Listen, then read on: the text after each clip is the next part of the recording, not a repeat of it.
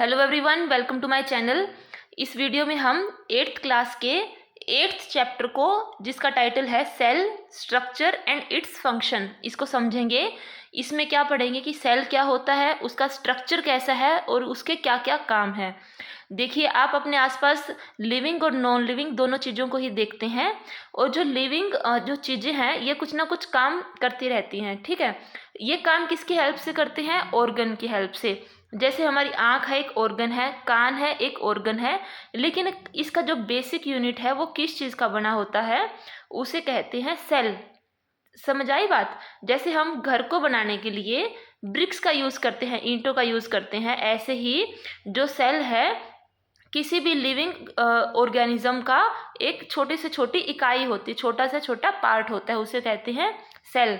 देखिए, you have learned that things around us are either living or non-living. Further, you may recall that all living organisms carry out certain basic functions. Can you list these functions? देखिए, हर living organism में कुछ ना कुछ काम करता है। Different set of organs perform the various functions you have listed. Her organ अलग अलग काम करता है। You shall learn about the basic structural unit of an organ, which is cell. Cell क्या है? एक बेसिक स्ट्रक्चरल यूनिट है किसी भी ऑर्गन का। सेल को हम ब्रिक्स से कंपेयर कर सकते हैं। जैसे ब्रिक्स को असेंबल करते हैं एक बिल्डिंग बनाने के लिए, ऐसे ही सेल्स को असेंबल करते हैं एक बॉडी ऑर्गेनिज्म को बनाने के। ठीक है, किसी भी ऑर्गन को बनाने के लिए सेल की ज़रूरत होती है। अब ये सेल डिस्कवर किसने किया था? देखिए, सबसे पहले रॉबर्ट हुक ने 1665 में एक क्या किया था, एक पेड़ की जो छाल होती है उसका एक छोटा सा टुकड़ा था, कोर्क को स्लाइस में, पतले पतले स्लाइस में काट लिया। ठीक है, उसके बाद उसने एक माइक्रोस्कोप के नीचे देखा तो उसने उसको ऐसा कुछ दिखाई दिया। ये क्या है? एकदम देखने में ऐसे लग रहा है कि हनीकॉम्ब, जैसे मधुमक्खी के जो छत्ते हैं उसकी जैसे इसकी जो शेप है वो आ रखी है। ठीक है, वो इस टाइप के बने होते हैं मधुमक्खी के जो छत्ते हैं, आपने देखा भी होगा। तो ये ऐसे ऐसे काफ़ी सारे बने होते हैं, और इसमें भी हम देख रहे हैं दीज बॉक्सेस। जो उसने देखा कि Robert Hooke in 1665 observed slices of cork under a simple magnifying device. Cork क्या है? एक पार्ट है बार्क का, ट्री की जो बाहर वाली जो छाल होती है उसका जो छोटा सा एक पार्ट है उसे कॉर्क कहते हैं। और उसने कॉर्क को भी पतली स्लाइसिस की और फिर एक माइक्रोस्कोप के नीचे देखा। उसने देखा कि ये जो बॉक्स है या जो कंपार्टमेंट है स्लाइस का, इस फिगर में भी दिखाई दे रहा है, ये बिल्कुल हनीकॉम्ब की तरह दिख रहा था। उसने ये भी नोटिस किया कि जो एक बॉक्स था वो दूसरे से किसी वॉल के द्वारा या किसी पार्टीशन के द्वारा अलग किया गया था, और रॉबर्ट हुक ने उसे सेल का नाम दे दिया। हर बॉक्स को उसने सेल कह दिया। देखिए, जो सेल्स हैं, cells of living organisms could be observed only after the discovery of improved microscope. देखिए, जो उसने देखा था लकड़ी का जो बाहर का वो हिस्सा था, वो क्या था?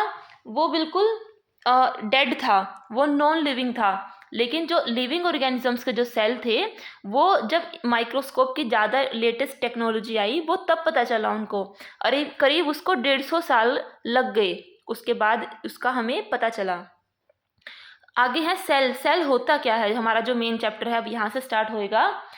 Both bricks in the building and cell in the living organism are basic structural unit. Figure 8.2 A and B. देखिए, ये है ब्रिक वॉल, इसमें एक ईंट ये लगा लगा के पूरी वॉल को बना दिया है।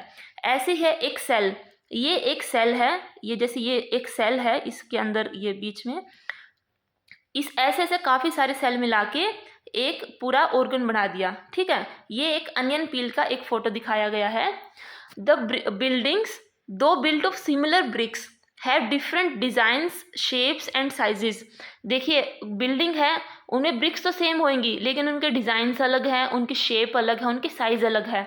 ऐसे ही हर ऑर्गेनिज्म एक दूसरे से अलग होता है, लेकिन सब किसके बने हैं? सेल के बने होते हैं। Cells in the living organisms are complex living structure unlike non-living bricks. देखिए, ये ब्रिक्स हैं, ब्रिक्स क्या है, मिट्टी की बनी होंगी, पानी की, इसमें मिक्सचर करके उसको भट्टी में सुखा देते हैं, वो लगभग सेम सी रहती हैं। लेकिन हर जो लिविंग ऑर्गेनिज्म है वो एक दूसरे से काफ़ी डिफरेंट है। देखिए, गाय अलग है, भैंस अलग है, कुत्ता अलग है, आदमी अलग है, ठीक है, सबका बनावट अलग है। तो इसलिए उनके सेल्स भी काफ़ी डिफरेंट हैं और वो काफ़ी कॉम्प्लेक्स हैं। मतलब कॉम्प्लेक्स क्या, मतलब काफ़ी ऐसे नहीं है कि बिल्कुल जैसे एक ही उसका ऑर्गन सेल है, उसमें डिफरेंट टाइप के सेल की जो बनावट है वो बहुत ही अलग अलग है। आगे है the egg of a hen represent एक सिंगल सेल। देखिए, एग है किसी भी हैन का, वो एक सिंगल सेल कह सकते हैं और उसको हम अनएडेड आई मतलब बिना किसी हेल्प के भी देख सकते हैं। Organism show variety in cell number, shape and size. देखिए, हर ऑर्गेनिज्म की जो सेल का जो नंबर है, उसकी जो वैरायटी है, शेप है, साइज है, वो सब अलग होता है। There are millions of organisms, living organism, they are of different shape, size, ठीक है। इसको हम डिटेल में करते हैं। नंबर ऑफ सेल, जो अब हमारा जो चैप्टर था cell number. Can you guess the number of cell in a tall tree और in a huge animal like elephant. देखिए, क्या आप बता सकते हैं कि एक लंबा सा कोई पेड़ है उसमें, या कोई एलिफेंट है, तो उसमें कितने सेल होंगे। देखिए, the number runs into billions and trillions. Billions और ट्रिलियंस में वो नंबर जाता है। 1 बिलियन है 1,000 million, 1 trillion is a 1,000 billion. देखिए, बहुत ज़्यादा हो जाता है। 1 मिलियन होता है करीब 10 लाख। 1 मिलियन 10 लाख है और 1 बिलियन किसके बराबर होता है, 1,000 इंटू 10 लाख, ठीक है। ये बहुत ही ज़्यादा अमाउंट हो जाती है। आगे है organisms made of more than one cell are called multicellular. Multi means many, cellular means cell. देखिए, जो ऑर्गेनिज्म में एक से ज़्यादा सेल पाए जाते हैं उसे मल्टी सेलुलर बोलते हैं। The number of cell being less in smaller organisms does not in any way affect the function of organism. You will be surprised to know that an organism with billions of cells begins life as a single cell, which is fertilized egg. देखिए, आपको हैरानी होगी, जो organism है उसमें billions of cell होते हैं, लेकिन उसकी जो शुरुआत होती है वो सिंगल सेल से ही होती है। The fertilised egg cell multiply and number of cell increases as development proceeds. देखिए, स्टार्टिंग होती है एक सेल से और वो मल्टीप्लाई होते होते वो मिलियन ट्रिलियन में पहुंच जाती है। आगे है फिगर 8.3 ए एंड बी। ये है अमीबा, ये एक सिंगल सेल है, और यह पैरामीशियम, ये भी एक सिंगल सेल बॉडी होती है, ठीक है। जो भी सिंगल सेल बॉडी ऑर्गेनिजम्स होते हैं उसे कहते हैं यूनिसेलुलर। यूनि मीन्स एक, सेलुलर मीन्स एक सेल, कि जो एक सेल से बना होता है उसे यूनिसेलुलर बोलते हैं, और जो कई सेल से बना होता है, मैनी सेल्स, उसको बोलते हैं मल्टी सेलुलर। आगे है अमीबा और पैरामीशियम सिंगल सेल बॉडी के एग्जाम्पल्स हैं। A single cell organism perform all the necessary functions that multicellular organism form. देखिए, अगर किसी के सिंगल सेल से बना हुआ है कोई, तो वो भी सारे ही जो जरूरी काम है वो करेगा, जैसे कि एक मल्टीसेलुलर ऑर्गेनिज्म काम करता है। A single cell organism like amoeba captures and digests food, respires, excrete, grow and reproduces. Similar function in multicellular organisms are carried out by group of specialized cell forming different tissues. Tissue in turn form organs. देखिए, ऐसा नहीं है कि कोई जिसमें सिर्फ single cell है तो उसका वो कुछ काम नहीं करता। अगर आप अमीबा का एग्जाम्पल ले तो वो फूड लेता भी है, उसको डाइजेस्ट करता है, सांस लेता है, वेस्ट को एक्सक्रीट करता है, ग्रो करता है, रिप्रोड्यूस करता है, ठीक है। ये पूरी लाइफ वैसे ही जीता है जो एक लिविंग ऑर्गेनिज्म जीता है। ऐसे ही जो मल्टी सेलुलर जो ऑर्गेनिजम्स हैं उनके काम क्या होते हैं कि वो अलग अलग सेल के बने होते हैं, तो अलग अलग सेल के अलग अलग काम हो जाते हैं, और जो सेल है वो एक टिश्यू का बनाते हैं, काफ़ी सारे सेल मिलके डिफरेंट डिफरेंट टिश्यूज बना देते हैं। आगे है shape of cell, refer to figure 8.3 A. देखिए, 8.3 ए की जो शेप थी ये वाली अमीबा की, इसमें क्या है, how do you define the shape of amoeba in the figure? आपको क्या क्या कह सकते हो कि इसकी शेप कैसी थी? You may say that the shape appears irregular. इसकी शेप बिल्कुल रेगुलर नहीं है। हम इसको सर्कल नहीं बोल सकते, हम इसको ट्रायंगल, ऐसा कुछ भी नहीं बोल सकते, क्योंकि इसकी शेप कोई पर्टिकुलर डिफाइन नहीं है। In fact amoeba has no definite shape. Unlike other organism, amoeba की कोई शेप होती ही नहीं जैसे दूसरी ऑर्गेनिजम्स की शेप होती है।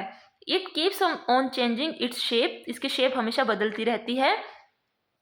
आगे है, observe the projection of varying length protruding out of its body, these are called pseudopodia. Pseudo means false, podia means feet. देखिए जो इसकी जो ये है, ये वाले आउटर पार्ट हो गए, इनको स्यूडोफोडिया बोलते हैं, क्योंकि ये कहीं ना कहीं इसको मूव करने में ये हेल्प करते हैं, और ये इसका फॉल्स फुट इसको बोलते हैं। स्यूडोफोडिया मतलब कि फॉल्स की मतलब असली वाले फुट नहीं है, कभी कौन से फुट बन रहे हैं, कभी कौन से फीट बन रहे हैं, ठीक है। These projections appear and disappear as amoeba moves और फीड। और ये जो प्रोजेक्शंस हैं, जो ऐसे इसकी जो बॉडी, इसको ये प्रोजेक्शंस होंगी, ये कभी बनती हैं कभी डिसअपीयर हो जाती हैं, जैसे ही अमीबा मूव करता है या खाना खाता है। A white blood cell WBC, हमारी बॉडी के जो ब्लड हैं उसमें काफ़ी सारे वाइट ब्लड, रेड ब्लड, ये सारी उसका बना होता है हमारा बॉडी का जो ब्लड है। A white blood cell in human blood is another example of single cell which can change its shape. But while WBC is a cell, amoeba is a full-fledged organism capable of independent existence. देखिए जो amoeba है वो अकेला exist कर सकता है, अपना खाना बना सकता है, घूम फिर सकता है। और जो वाइट ब्लड सेल है वो एक अदर एग्जाम्पल है सिंगल सेल का, ये भी एक यूनिसेलुलर होता है। आगे है, what shape would you expect in the organisms with millions of cell? देखिए जिसमें मिलियंस ऑफ सेल हैं उसके आप शेप क्या एक्सपेक्ट कर सकते हैं? Figure 8.4 ABC show different cells such as blood, muscle, nerves of human being. देखिए जो फर्स्ट है ये रेड ब्लड सेल हैं, RBC बोलते हैं जिसको, B में है स्पिंडल शेप मसल सेल, ये जो हमारी बॉडी की जो मसल्स हैं ये उसके सेल हैं। C में है नर्व्स की जो हमारी नसें हैं, जो नर्व्स हैं, ये उसका सेल है, ठीक है। जनरली क्या होते हैं, जो सेल्स हैं वो राउंड होते हैं, स्फेरिकल होते हैं या इलोंगेटेड होते हैं। Figure 8.4A, some cells are long and pointed at both ends. कई होते हैं कि लॉन्ग और पॉइंटेड होते हैं, जैसे इसमें लंबे भी हैं और ये पॉइंटेड भी हैं, यहाँ से ये पॉइंट कर रहे हैं और ये लंबे हैं। ये है इनकी शेप है स्पिंडल शेप है। और कई जो सेल्स होते हैं वो काफ़ी लंबे होते हैं, कईयों की ब्रांचेज होती हैं, जैसे नर्व सेल की तरह। देखो ये इसकी ब्रांच है, ये काफ़ी लंबा है, कहीं पे इसके गोल गोल सी शेप है, कहीं पे अलग शेप है, ठीक है, ये ब्रांचेस निकली हुई हैं। ये इसको बोलते हैं नर्व। ये जो सेल था ये न्यूरॉन या नर्व सेल का बना होता है।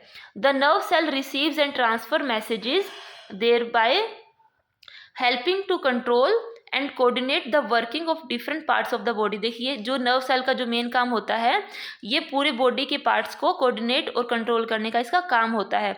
देखिए जो नर्व्स ही हैं जो हमारी बॉडी में हमारा हाथ है उसको हिला सकते हैं, गर्दन हिला सकते हैं, पैर हिला सकते हैं, तो ये सब काम नर्व सेल की वजह से ही पॉसिबल हो पाता है।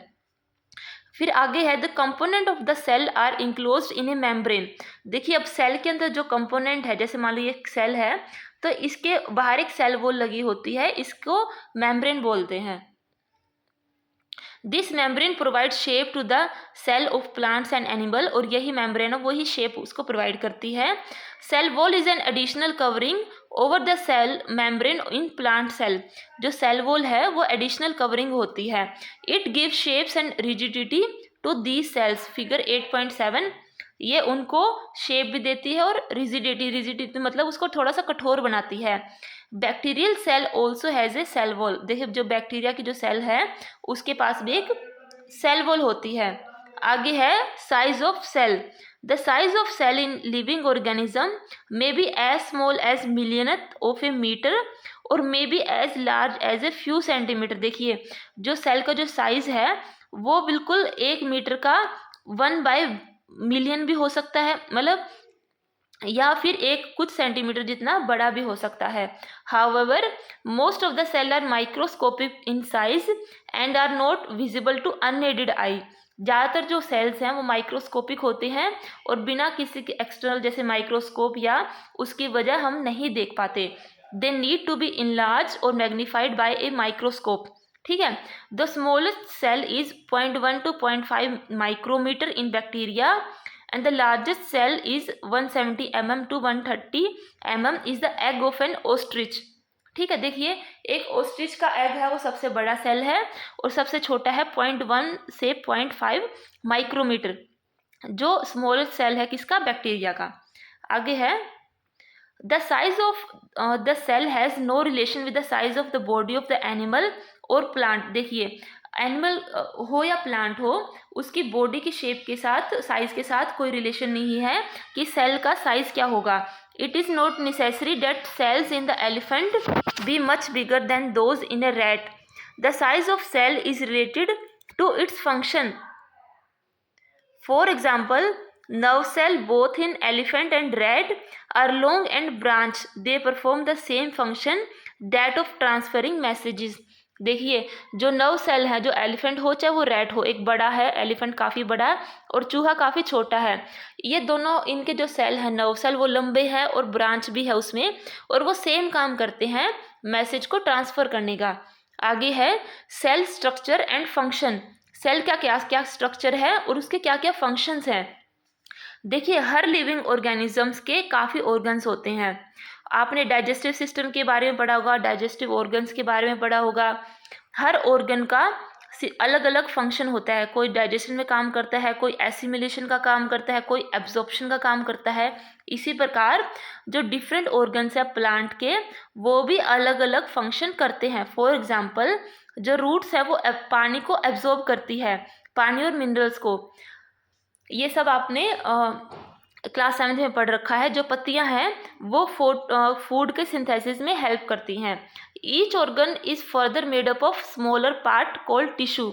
देखिए एक बड़ा ऑर्गन है, जैसे मान लीजिए पत्ती है, पत्ती उसके बाद छोटे छोटे टिश्यूज़ में बनी होती है, छोटे छोटे टिश्यूज़ की बनी होती है, और ये टिश्यूज़ आगे किसका बना होता है, सेल का।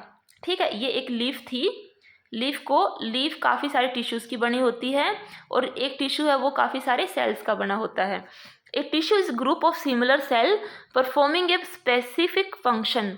ठीक है, आगे है part of the cell. Cell के कौन कौन से पार्ट होते हैं। Cell membrane. सेल मेम्ब्रेन क्या होती है। The basic component of a cell are cell membrane, cytoplasm and nucleus. देखिए जो बेसिक कंपोनेंट है किसी भी सेल के वो सेल मेम्ब्रेन होती है, साइटोप्लाज्म होता है और न्यूक्लियस होता है। इसी फिगर 8.7 में भी दिखाई दिया है 8.7। ठीक है, ये सेल वॉल है, ये बाहरी है सेल वॉल है ये वाला, ये सेल की मेम्ब्रेन है बीच वाली। ठीक है, और ये यहाँ पे भी दिखा रखा है ये सेल मेम्ब्रेन है, बीच में क्या है ये खाली जगह वैक्यूल है, और ये है उसका न्यूक्लियस, और ये है साइटोप्लाज्म ये वाला। ठीक है, ये बेसिक चीज़ें हैं जिसका एक सेल बना होता है। ऊपर चलते हैं वापस।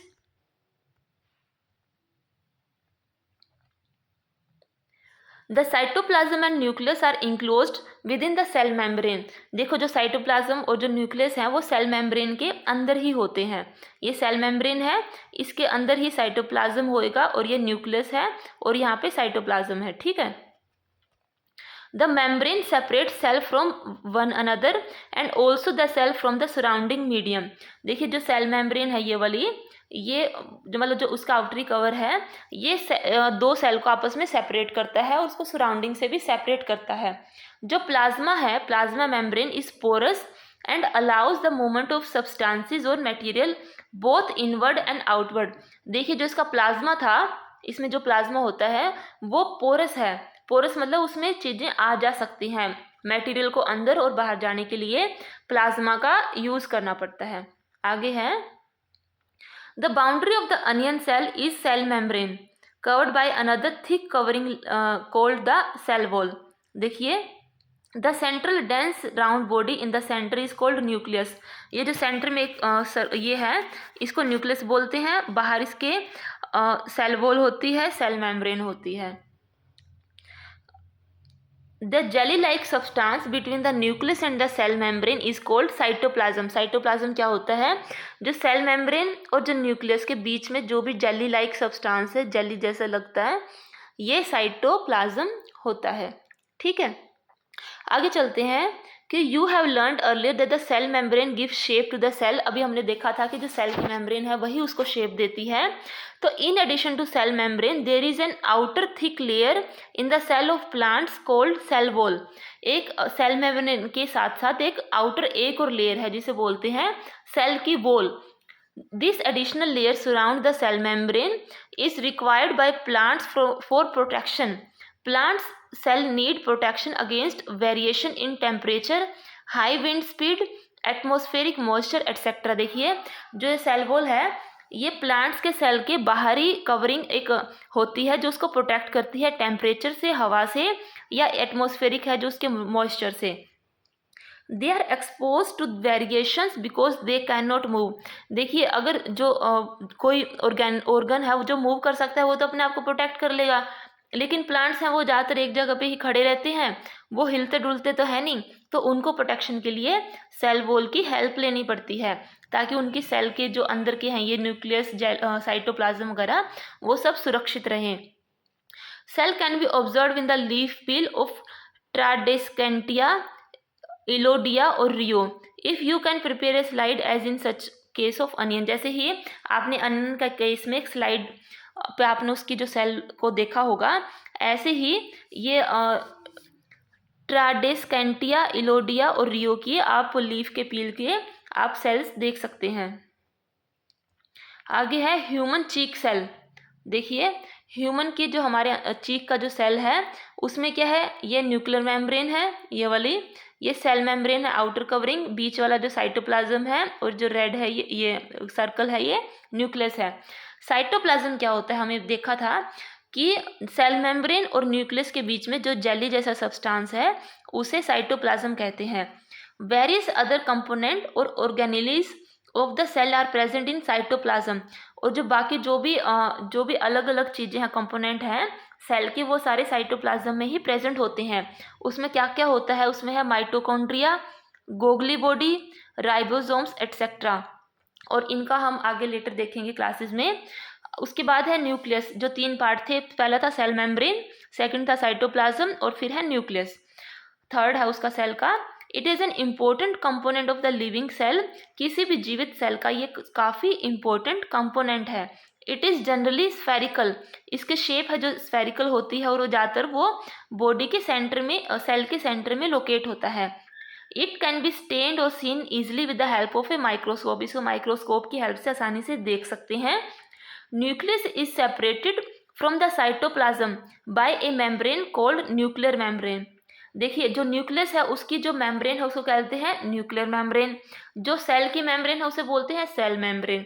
ठीक है, साइटोप्लाज्म से, ये है साइटोप्लाज्म, इसको न्यूक्लियस से सेपरेट करने के लिए जो ये वाली है जो ये है सेल मेम्ब्रेन। ठीक है, nuclear membrane, sorry. This membrane is also porous and allow the movement of material between cytoplasm and inside of the nucleus. देखिए साइटोप्लाज्म और न्यूक्लियस के बीच में जो ये वॉल है न्यूक्लियर मेम्ब्रेन, ये भी पोरस होती है ताकि जो मटेरियल्स हैं वो आ जा सकें, इधर से उधर जा सकें। With microscope of higher magnification we can see a smaller spherical body in the nucleus. It is called nucleolus. देखिए जो न्यूक्लियस है उसके अंदर भी एक स्फेरिकल बॉडी होती है छोटी सी, उसको न्यूक्लियोलस बोलते हैं। In addition nucleus contains thread like structure called chromosomes. They carry genes and help in inheritance और transfer of characters from parents to the offspring. देखिए न्यूक्लियस में क्या क्या हुआ, न्यूक्लियर की आउटिंग है न्यूक्लियर मेम्ब्रेन, उसके अंदर एक और छोटी सी स्फेरिकल बॉडी है उसे बोलते हैं न्यूक्लियोलस। जो न्यूक्लियस है उसमें थ्रेड जैसे धागे जैसे स्ट्रक्चर हैं उसको बोलते हैं क्रोमोसोम्स, और जो क्रोमोसोम्स होते हैं ये जीन्स को कैरी करते हैं। मान लो ये नहीं बोलते कि ये बच्चा अपनी मम्मी पे गया है, ये बच्चा अपने पापा पे गया है, तो वो जाता कैसे है, क्योंकि वो जो उनके जीन्स हैं वो इस क्रोमोसोम में ये एक माँ से बच्चा में चले जाते हैं, ठीक है। यही उसके लिए रीज़न रिस्पॉन्सिबल होता है कि जो अपने पेरेंट्स के जो करैक्टर्स हैं वो बच्चे में जाएं। The chromosomes can be seen only when the cell divide, और जो क्रोमोसोम सिर्फ तभी दिखते हैं जब सेल डिवाइड होता है। Nucleus in addition to its role in inheritance act as control centre of the activities of the cell. देखिए सेल को कंट्रोल कौन करता है, न्यूक्लियस। न्यूक्लियस के और क्या क्या काम थे कि वो जीन्स को ट्रांसफ़र करता है, कैरेक्टरिस्टिक्स को ट्रांसफ़र करता है, और उसमें न्यूक्लियोलस होता है, उसमें क्रोमोसोम्स होते हैं, उसमें एक सेल न्यूक्लियर मेम्ब्रेन लगी होती है जो साइटोप्लाज्म और न्यूक्लियस के बीच एक वॉल का काम करती है और मटेरियल्स को अंदर बाहर आने जाने देती है। The entire content of a living cell is known as protoplasm, और जो एक लिविंग सेल है इसका जो सारी चीज़ मिलके उसको कहते हैं प्रोटोप्लाज्म। उसमें साइटोप्लाज्म भी है, उसमें न्यूक्लियस भी है। Protoplasm is called the living substance of the cell. Protoplasm क्या होता है, जो लिविंग सब्सटेंस है उसे प्रोटोप्लाज्म कहते हैं। आगे है, while observing the onion cell under the microscope, did you notice any blank looking structure in the cytoplasm? देखिए जब आपने आयरन पील को देखा तो आपने क्या देखा, क्या उसमें थोड़ा बहुत खाली जगह है। तो ये खाली जगह क्यों है, क्योंकि ये वैक्यूल जो खाली जगह है उसे, जैसे हम वैक्यूम क्या होता है जहाँ पे एयर नहीं होती, खाली जगह, वहीं से इसको वैक्यूल को हम याद कर सकते हैं। इट कुड बी सिंगल और big as in an onion cell, ये छोटा सिंगल भी हो सकता है या काफ़ी बड़ा हो सकता है। Cheek cells have smaller vacuoles. Large vacuoles are common in plant cell. Vacuoles in animal cell are much smaller. देखिए जो vacuoles है, जो खाली जगह है किसी भी सेल की, जो प्लांट्स है उनमें ज़्यादा है और एनिमल सेल है उसमें कम होती है। जो हमने अभी ऊपर देखा था जो चीक सेल है उसमें छोटे छोटे वैक्यूल है क्योंकि वो एनिमल का सेल है। You might have noticed several small colored bodies in the cytoplasm of the cell are transcandentia leaf. They are scattered in the cytoplasm of the leaf cell. These are called plastid. देखिए काफ़ी छोटी छोटी colour की जो body थी, आपने जो ये ट्रांसडेस्केंटिया की जो लीफ में देखी थी, उनको वो साइटोप्लाज्म में स्कैटर हो जाती हैं और उनको कहते हैं plastid. They are of different colour, ये काफ़ी डिफरेंट कलर्स की होती हैं। Some of them contain green pigment called chlorophyll, और इन प्लास्टिड में क्लोरोफिल नाम का ग्रीन पिगमेंट कलर का एक पिगमेंट होता है, उसी से क्लोरोफिल बोलते हैं। आगे है, green colour plastid are called chloroplast, और जो प्लास्टिड ग्रीन कलर के होते हैं उन्हें क्लोरोप्लास्ट बोलते हैं। They provide green colour to the leaves, और वही लीव्स के ग्रीन कलर के लिए रिस्पॉन्सिबल होते हैं। You may recall that chlorophyll in the chloroplast of the leaf is essential for photosynthesis, और आपको पता भी है कि photosynthesis में क्लोरोफिल का कितना यूज होता है। आगे है, comparison of plant and animal cell. इसमें क्या है, कंपेयर कर रखा है कि प्लांट और एनिमल सेल में। ए में है ये प्लांट सेल है, ये एक प्लांट सेल है ये वाला, और बी है एक एनिमल सेल है। देखिए इसमें जगह है, ये हम ऊपर देखा था कि वैक्यूल इसमें काफ़ी बड़ा है और इसमें छोटे छोटे से वैक्यूल्स हैं, ठीक है। आगे है इसका न्यूक्लियस है, ये भी स्फेरिकल है लगभग, ये भी स्फेरिकल है। इसकी सेल मेम्ब्रेन है, दोनों की सेल मेम्ब्रेन है, यहाँ पे भी है और यहाँ पे भी है। फिर है दोनों के पास न्यूक्लियस है, दोनों के पास साइटोप्लाज्म है। न्यूक्लियस और सेल मेम्ब्रेन के बीच के जो जेली स्ट्रक्चर था उसको साइटोप्लाज्म बोलते हैं, और दोनों के पास ही साइटोप्लाज्म है। आगे है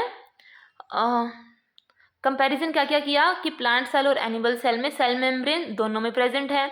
सेल वॉल है जो प्लांट सेल में तो है लेकिन एनिमल सेल में नहीं है, ठीक है। जो प्लांट सेल उसको क्यों जरूरी होती है, ताकि वो टेम्परेचर मॉइस्चर से बच सके। न्यूक्लियस दोनों में प्रेजेंट है, ये रहा न्यूक्लियस हमारा, ये जो सर्कल सा है, ये राउंड सा, ये वाला ये न्यूक्लियस है। आगे है न्यूक्लियर मेम्ब्रेन भी दोनों में होगी, अगर न्यूक्लियस है तो न्यूक्लियर मेम्ब्रेन भी होएगी। साइटोप्लाज्म भी दोनों में प्रेजेंट है, ये क्या है, एक जेली लाइक स्ट्रक्चर होता है, ठीक है। आगे है प्लास्टिड प्लांट सेल में तो होते हैं लेकिन एनिमल सेल में नहीं होते। एक यही डिफरेंस है इनका मेन। वैक्यूल दोनों में ही होते हैं, प्लांट सेल में थोड़े बड़े होते हैं और एनिमल सेल में थोड़े छोटे होते हैं। आई होप कि आपको मेरा वीडियो अच्छा लगा होगा। आप मेरे दूसरे वीडियोस भी देख सकते हैं, हिस्ट्री, ज्योग्राफी, हिंदी, दूसरे सब्जेक्ट्स के ऊपर जो भी मैंने बना रखे हैं। प्लीज़ लाइक करें, शेयर करें और सब्सक्राइब करें मेरे चैनल को। Thank you for watching.